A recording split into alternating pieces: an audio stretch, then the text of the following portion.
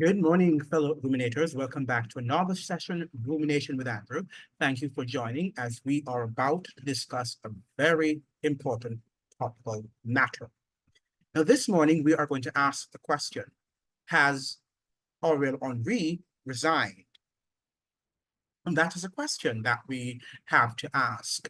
Now, we heard that he resigned shortly after the emergency meeting of CARICOM, along with the core group in Jamaica, the United States. Mexico was also a part of that core group, incidentally, and also France. And I'm not sure if any officials from Spain were present in Kingston. However, I do understand that shortly after the meeting was held, that Ariel Henry sent his resignation. He tendered his resignation. But, a lot of times we think that his resignation was effective at the time at which it was tendered. Now, it means, therefore, that if he resigned and the resignation, was effective at the time of its being tendered, then it means, therefore, that he's no longer the de facto prime minister and president of Haiti. But listen to what he is saying, because let us go to Reuters.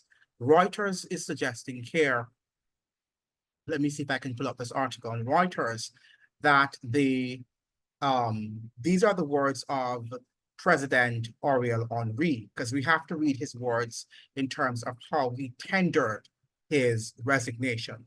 What choice words did he use as he tendered that resignation that he tendered shortly after the CARICOM meeting along with the core group representatives in Kingston, Jamaica? Now, this is what Ariel Henry says, and I'm quoting from Reuters. Well, Reuters is quoting him, I beg your pardon. We have the open quotation: the government that I am leading will resign immediately after the installation. So it's immediately after the installation of a transition council, Henry said in a late night video address. I want to thank the Haitian people for the opportunity I had been granted. So this is what Henry is saying. Now, let's look at the NBC. And this is Ariel Henry, and let us listen to what he is going to say to the Haitian people.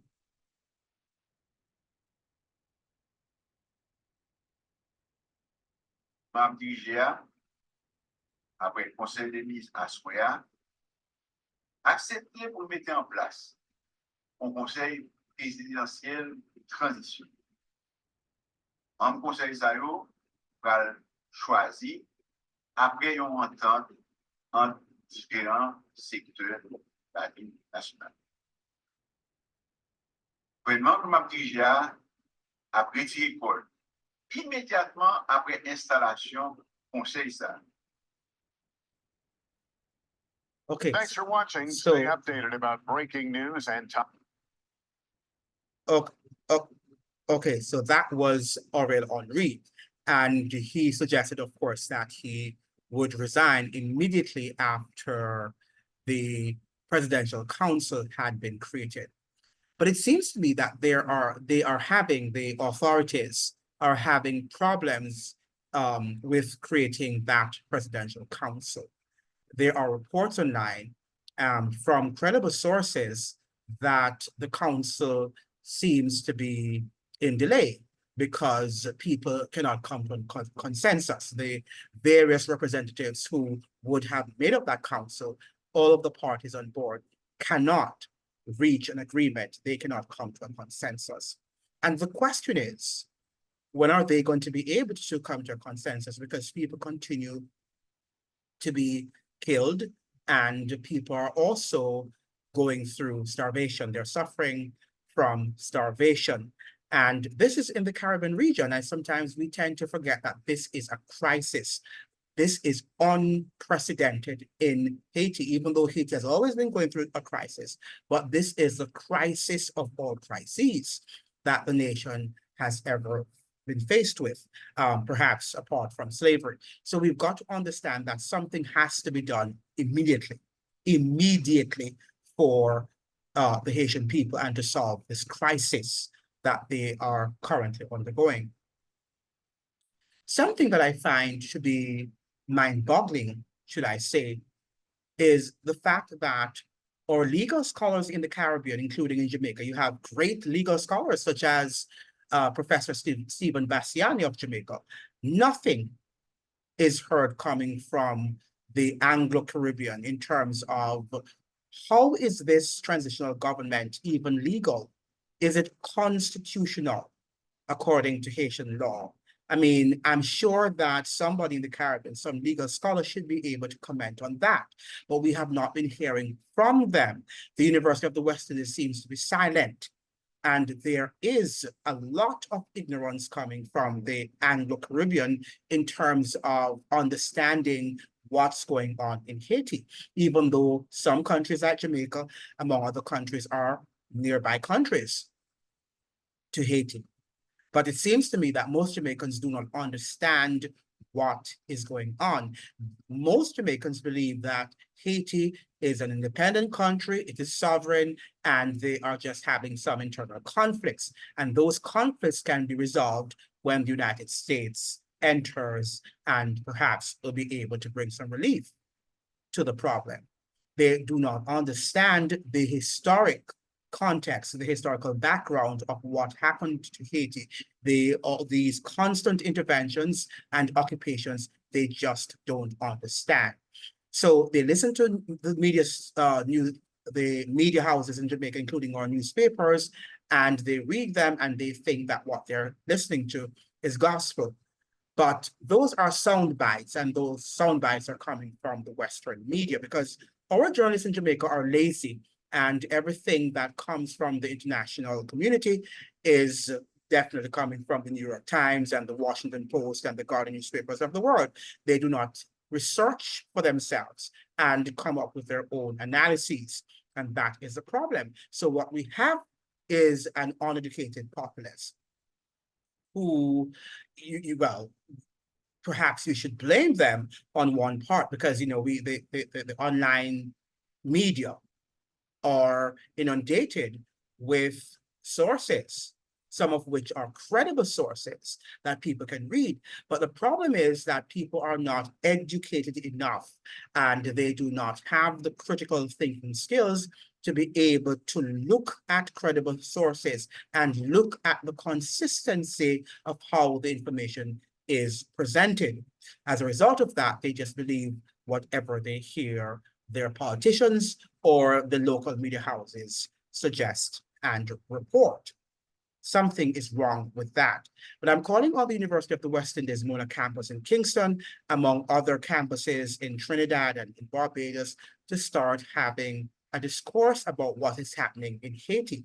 At least you have in North America, in Canada, for example, you have Jemima Pear, and she is at the University of British Columbia in Canada, and she gives a different perspective than what you'd hear in the Western media.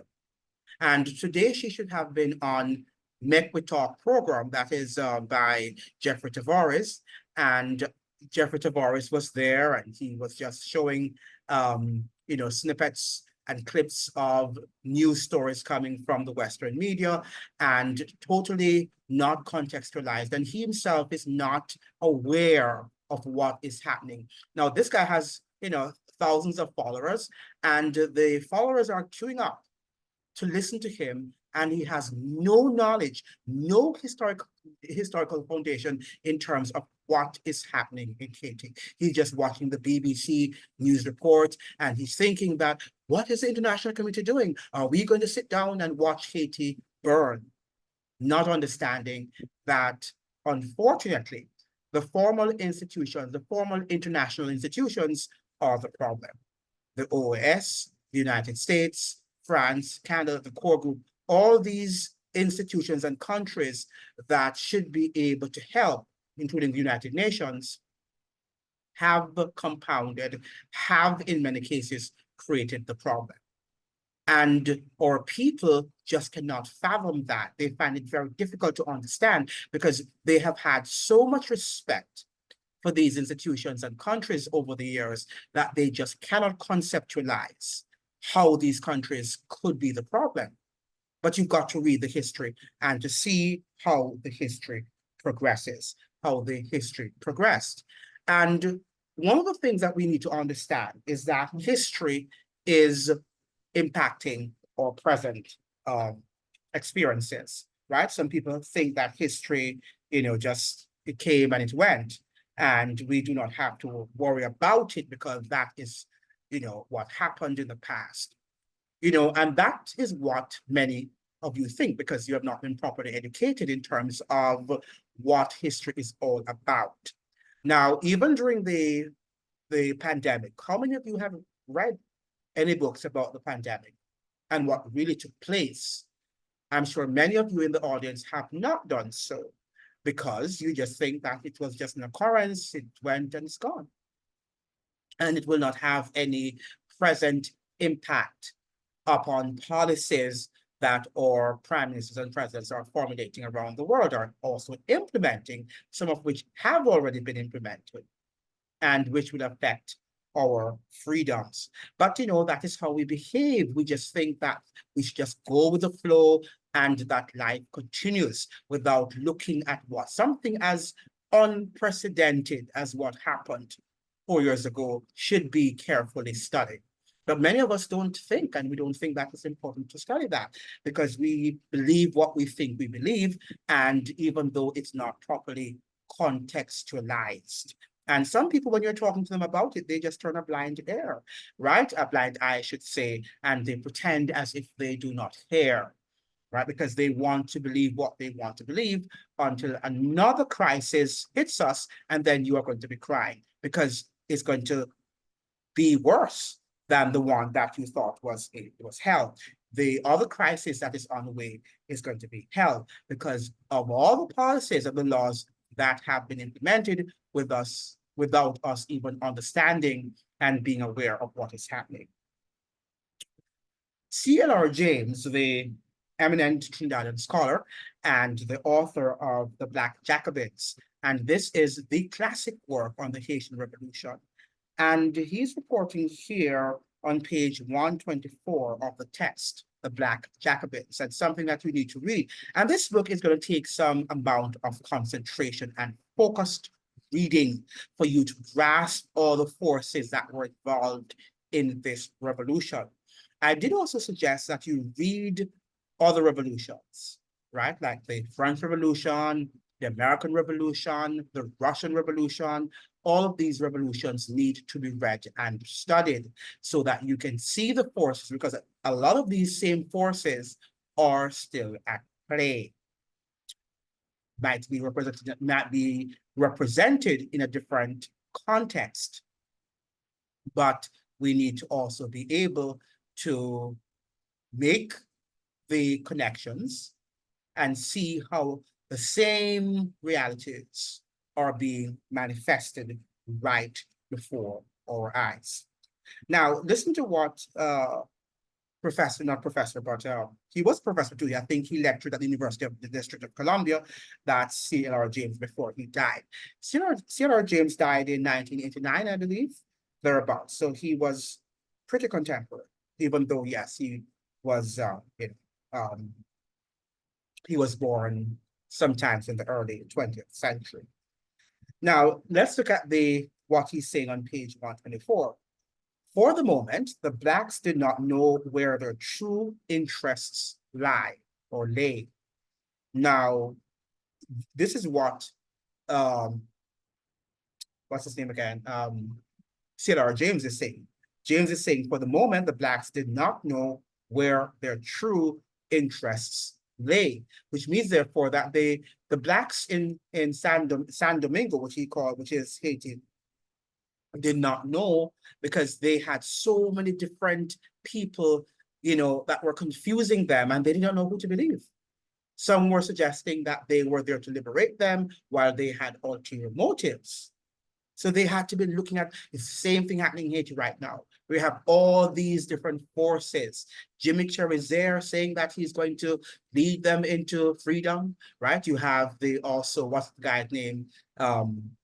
the one that was deported from the US, Guy Philip, right? Among other gang members and other, gang leaders who are suggesting to the people that we are going to lead you. Then you have the United Nations, and you have the core group, and you have Canada, you have the United States, you have France.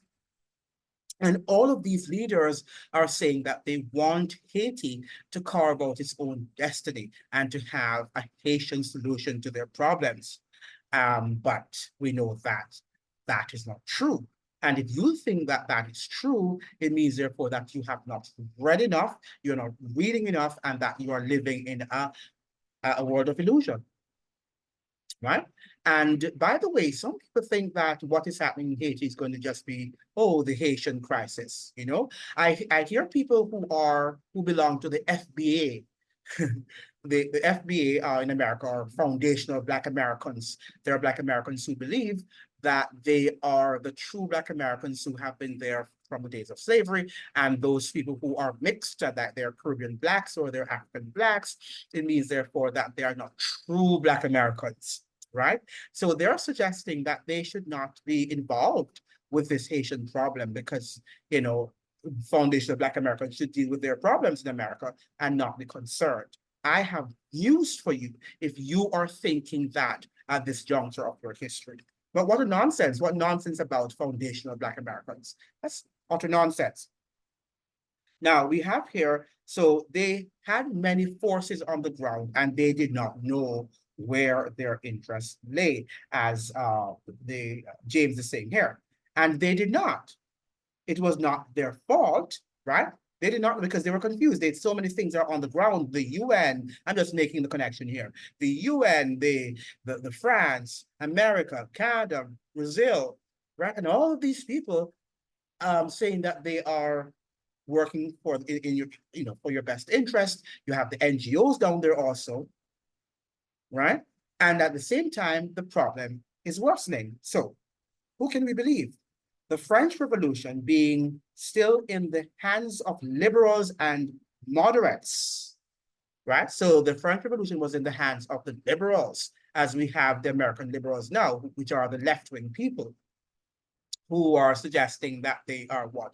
For liberté, right? Which is liberty, égalité, equality or equality, right? And confraternidad, which means brotherhood, fraternité, right? They're there for the brotherhood and the equality or the equality, and of course, liberty. That's what the liberals and the moderates in France were calling for. But they were hypocritical.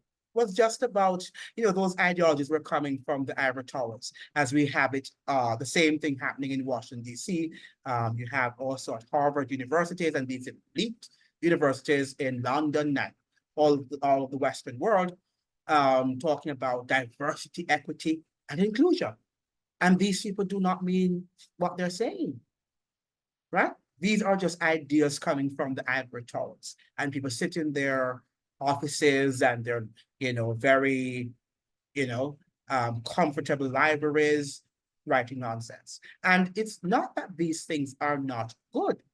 They're good ideas, right? But men often are not people who want to enforce their ideas. They just like to sound as if they are decent people, that they have moral compass. But you find that behind the scenes, a lot of them are working against such ideologies.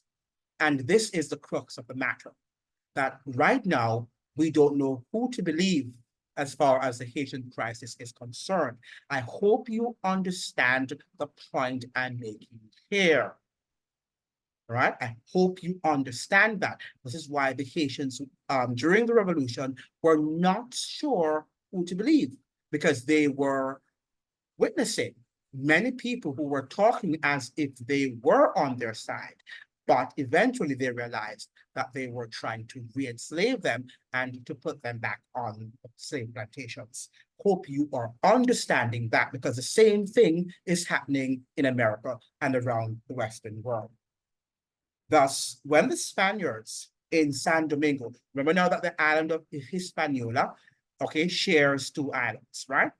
It's one island, but you have two distinct islands on that one island, right? It's the Hispaniola. We have the eastern part is occupied by the Dominican Republic. It's the two-thirds of the island of Hispaniola, all right? And the next portion, which is the western portion of the island, is occupied by Haiti, right? So Haiti has a smaller, land mass, if you will.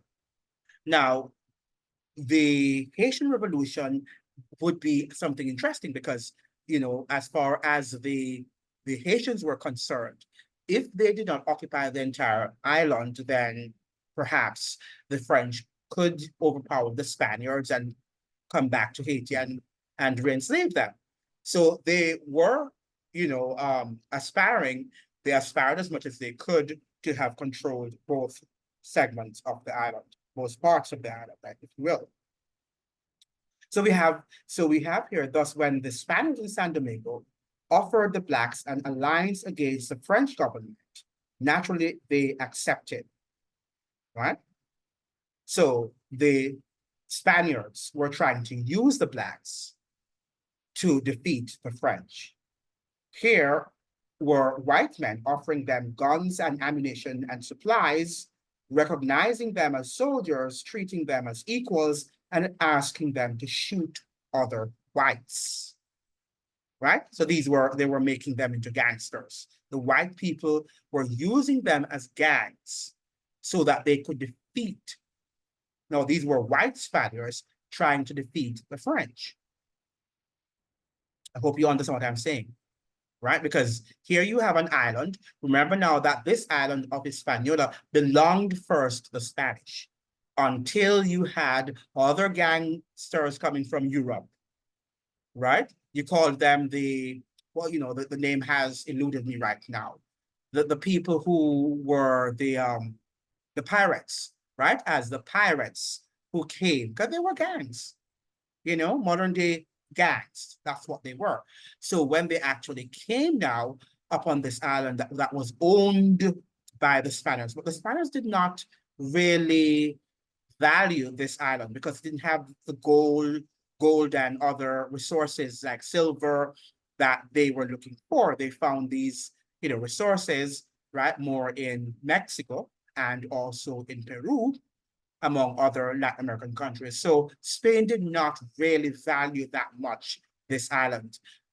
Just like they didn't value the island of Jamaica when the British went there and took over that island. But there were more Spanish people here in Hispaniola, on the island of Hispaniola, than you'd have had in Jamaica.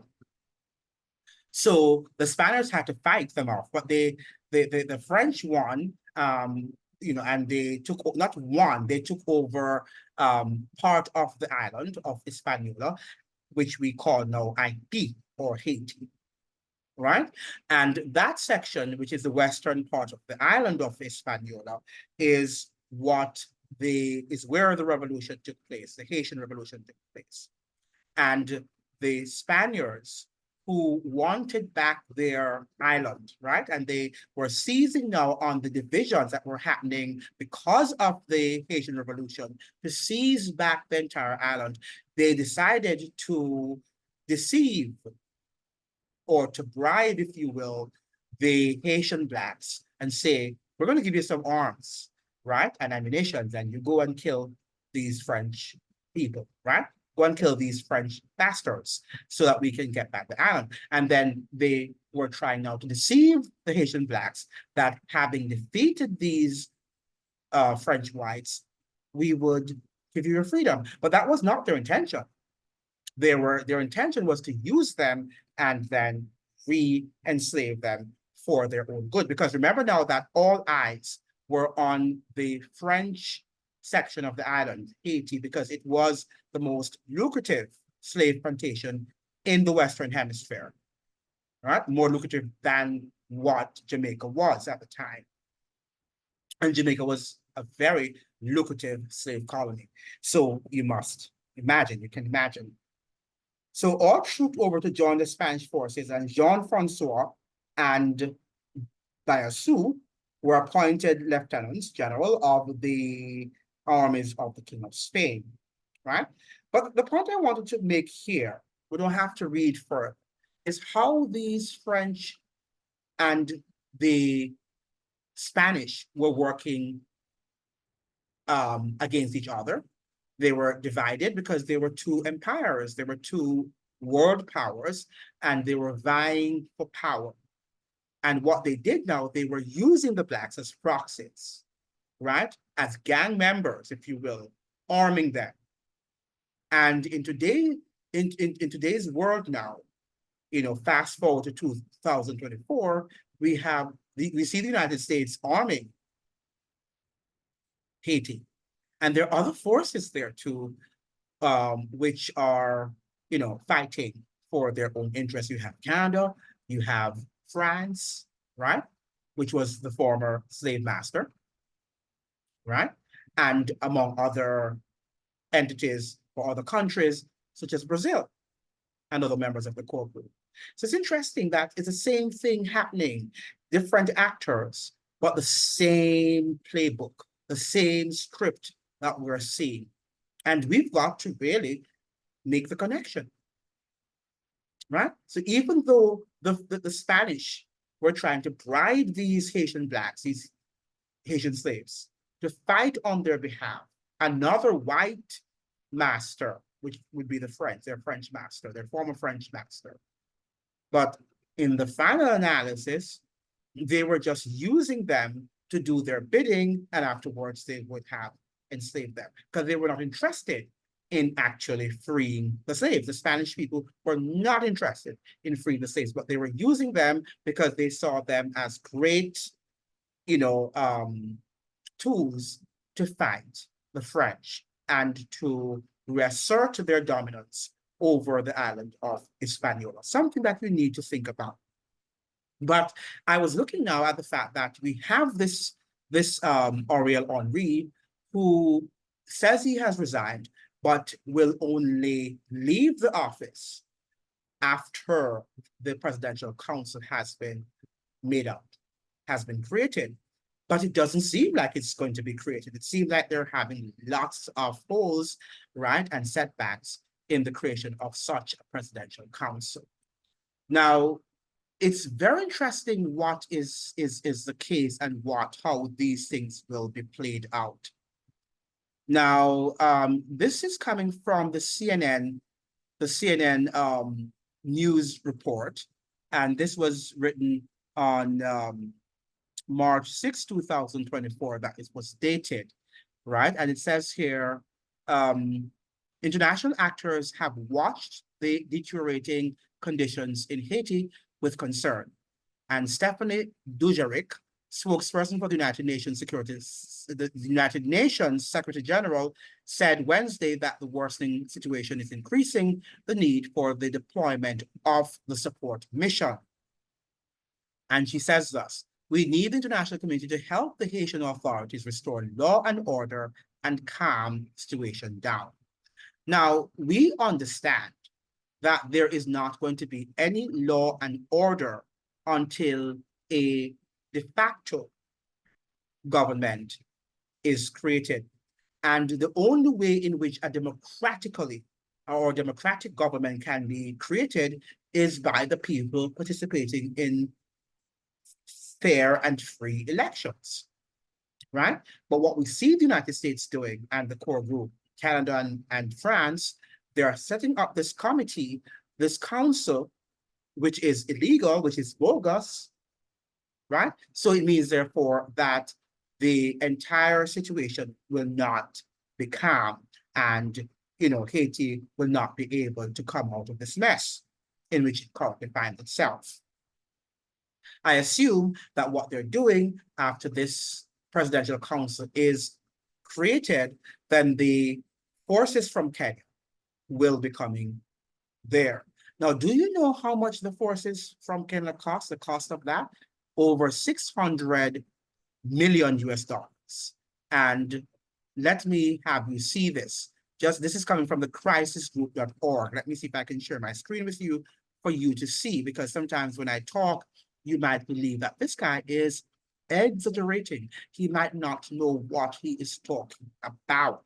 So let's look at this crisisgroup.org, and I don't think that they will be just spitting out numbers without it having come from verifiable sources or verifiable source.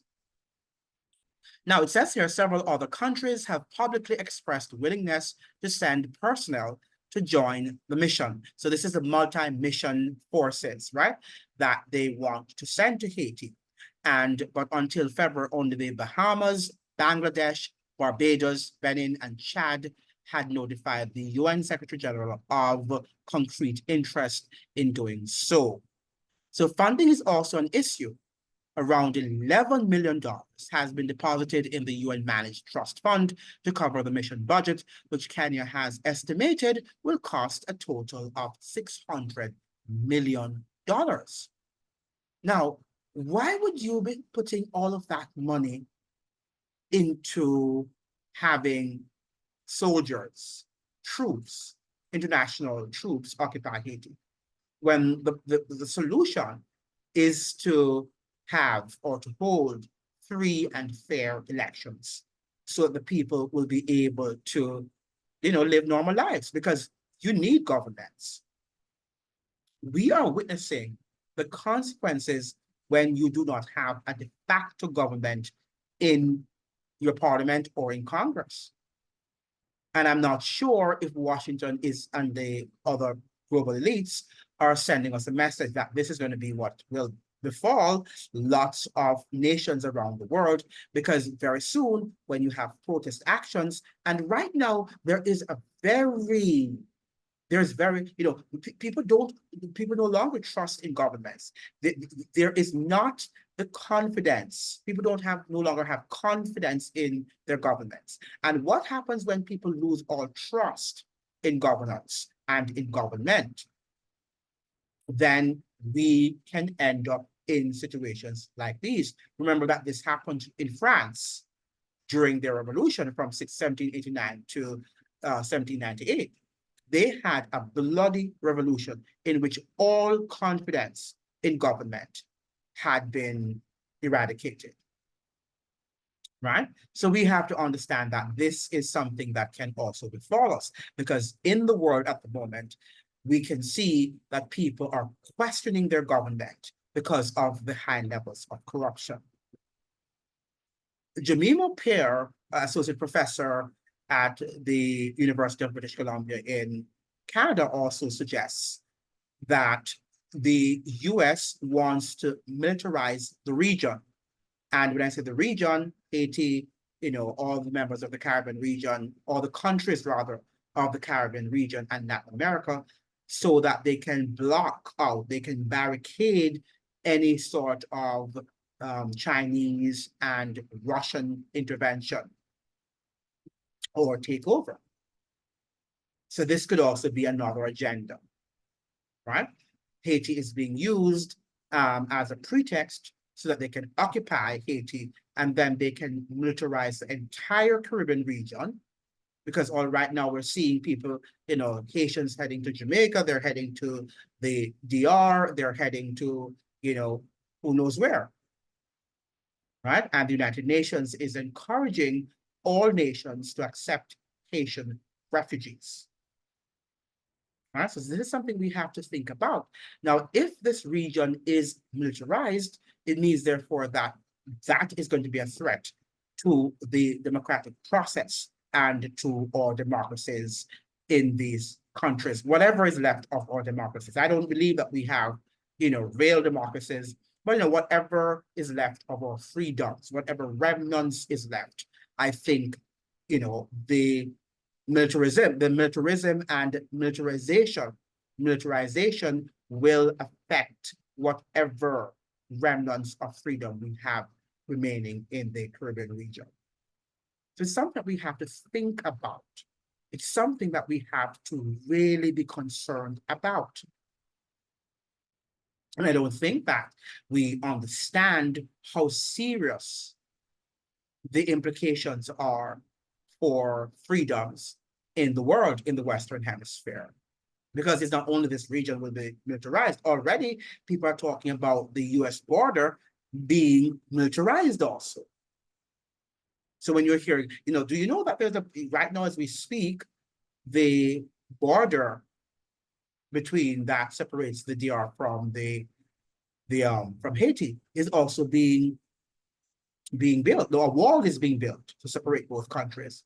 And we know that the wall is or was being built, or at the border that separates the US from Mexico.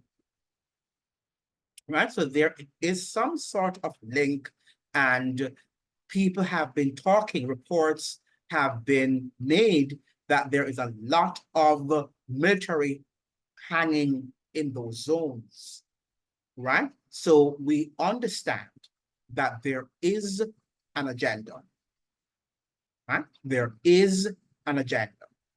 Another thing that I'm concerned about, we're seeing now that many foreign people in foreign missions or missionaries, including embassy workers, personnel, they are being relocated.